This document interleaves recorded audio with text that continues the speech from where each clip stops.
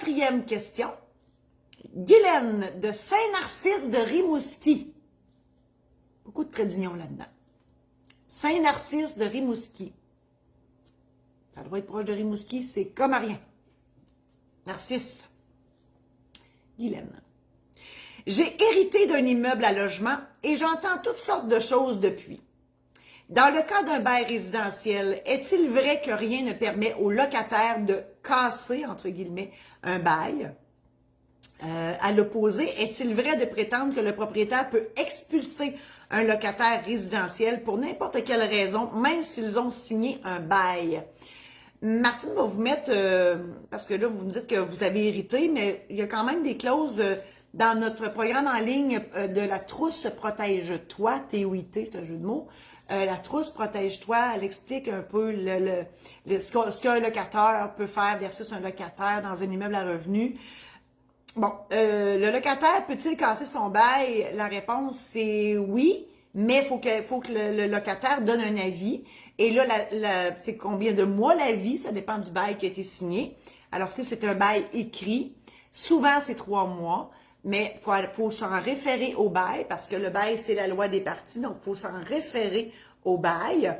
S'il n'y a pas de bail et que le paiement du loyer se fait mensuellement, c'est un avis d'1 mois que le locataire doit vous donner pour quitter. En tant que locateur, on peut-tu mettre quelqu'un dehors? Je dois vous avouer, c'est bien difficile. Mais il y a des raisons pour lesquelles on peut mettre quelqu'un dehors s'il ne paye pas le loyer. Mais la régie du logement se mêle de ça, là. Puis la régie, elle protège le locataire. Puis c'est pas de la tarte, ça non plus. C'est pas de la tarte de sortir un locataire de chez vous. Moi, j'ai entendu des histoires assez phénoménales, pour pas dire des histoires d'horreur, hein, l'Halloween approche.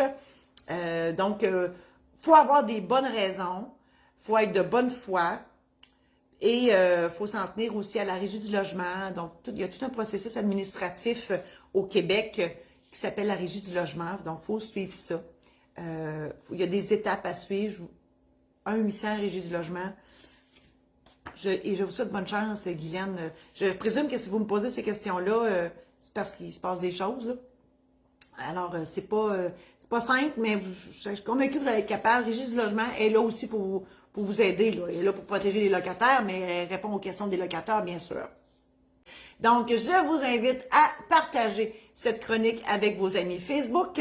Je vous invite aussi à consulter mon site internet marie-josée-saint-laurent.com où tous mes produits et services sont là.